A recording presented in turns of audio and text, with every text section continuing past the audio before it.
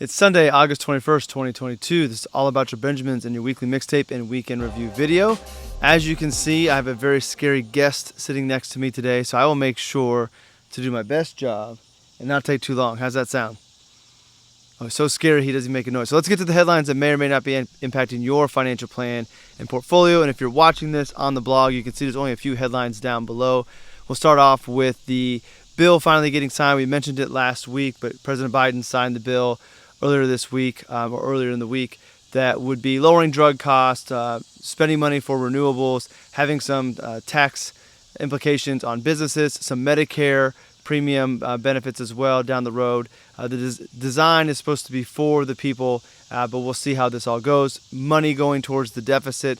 I'm not going to run through them all here, but you can go ahead and check the article to see what are all the main things that it hits on. But this is believed to be a win by one camp for President Biden.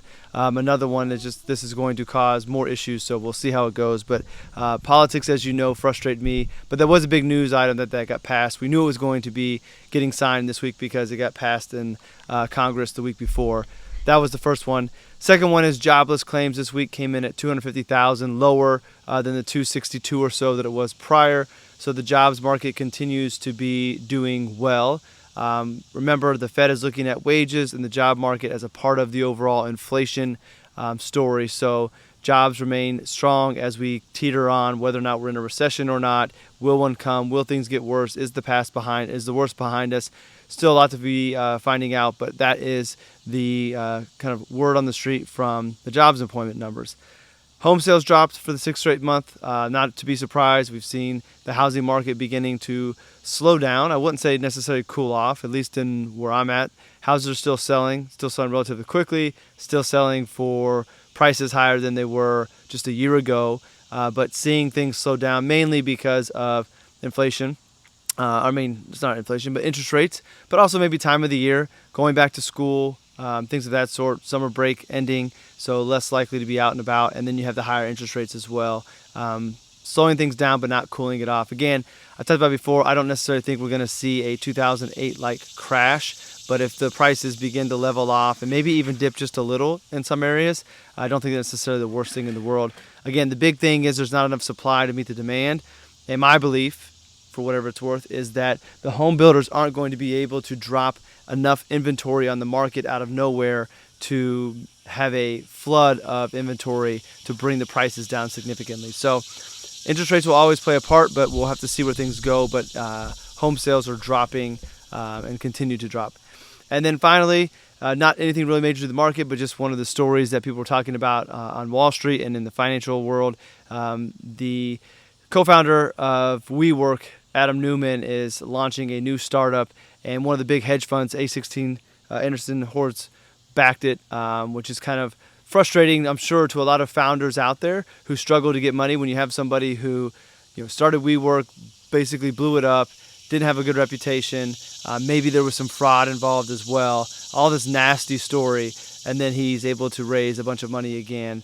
It's almost like there's these certain personalities that investors just can't shy away from, and they're able to keep on doing things over and over and over, where you and I, we get one shot, if that, and if we don't have success, then we never get another penny. But it'll be interesting to see how that all plays out. Lots of jokes, lots of memes out on the financial Twitter sphere and financial media, but that was another headline I thought was interesting. And then, since there weren't a lot of headlines, I want to take a couple minutes and just talk about a concept that is relevant to All About Your Benjamins. It comes over from Pursuit, but it's not a Pursuit-only thing. I actually talked about it in my talk this week with the FPA of Orange County at their quarterly meeting. I got to give an awesome presentation about why financial advisors should be looking to help their clients move beyond just the stereotypical American dream goals and actually create lives that people want to live and not just get through life. And there's a Japanese term called Ikigai. And basically what Ikigai is, it's a series of circles that I'll try to put up in the video, that is the intersection of what you love, what you can get paid for, what the world needs, and I'm blanking on the other. Let me look at it real quick. I usually know this by heart. All right, let's look at it one more time. What you love, what you're good at, what the world needs, and what you can get paid for. When you take all those things and they intersect, that is called your Ikigai. And to me, we should be striving all to find out what that is, because that allows us to do what it is that we love, that we're best at, that no one in the world can do better than us, the world needs, and that we can make money. And if we can find that, then build our financial plan around that, I think everything takes care of itself. Our happiness is there, our time with our family is there, because we're doing what we do best and no one else can do it better than us. Our finances take care of themselves, or we realize the finances that we thought we needed, we don't need to live this life. So I think the Ikigai should be our goal for our financial plan. I've been slowly incorporating this at Harmless Wealth. Every meeting I meet with clients, on the agenda is, what are you not doing that you wish you were? And I ask them every single time we meet, just to continue moving forward, of making sure that we're living intentionally and creating a life that we want to live. So I want to put that term on your radar if you've never heard of it, so you can begin thinking about, what's your Ikigai? What's the thing that you love to do that you're not doing? Or do you do the thing that you love? And how can you make money? How does the world need it? And figuring out, how do you package that all up? So it's not easy. It doesn't come without hard work. It doesn't come without sacrifice. But at the end of the day, I think it's worth striving for once you find it. And I'm afraid many of you don't even have an idea to think about it. No one's told you, hey, why don't you try to figure out the thing that you love to do, that you're good at, that the world needs, that you can get paid for, and figure out how to incorporate that more in your life. And maybe, as I talk about on Pursuit, it starts off as a side hustle. It's a hobby. It's something that is there, but you're not making your full-time career, and it grows. And maybe it never grows to be your career. That's okay as well. Maybe it's a side thing that you do. But nonetheless, whatever that thing is, I think you should find room for it in your life. And that's a lot of what I talk about on Pursuit. And the beauty of my businesses and my brands is this stuff is in Harmless Wealth. I'm talking to my clients about that. I'm talking about it on Pursuit, and now it's finding its way into All About Your Benjamins, because All About Your Benjamins is covering a lot more of the finance side, and Pursuit is more of the mindset, the philosophy, the pursuing of your passions, but finance is going to be being brought over there. So All About Your Benjamins and Pursuit are going to complement each other. In theory, I could probably try to combine them, but I like keeping them separate so that I can focus on one or the other, and when they need to cross over, they can. They're both there.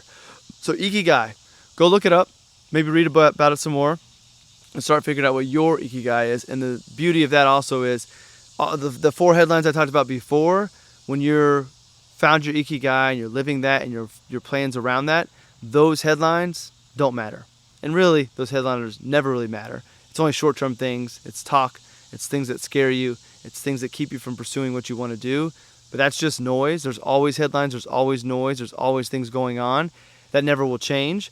But you living the life that you want, you doing the things that you need to do, you preparing for the future and being responsible, that you can control. So find that Ikigai, and it makes it easier to tune out that noise.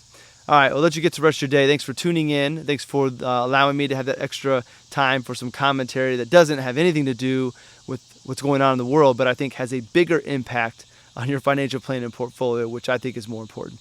So have a great day. If you're interested in more Ikigai type conversations, head over to pursuit.co. That's PRST.co. Yeah, it's 4 letters, but it's pronounced Pursuit. And that's where I talk a lot more about this, have a lot more content on a podcast, blogging, videos, all those great things. So have a great day. Thanks for tuning in, and we'll see you all in the next episode.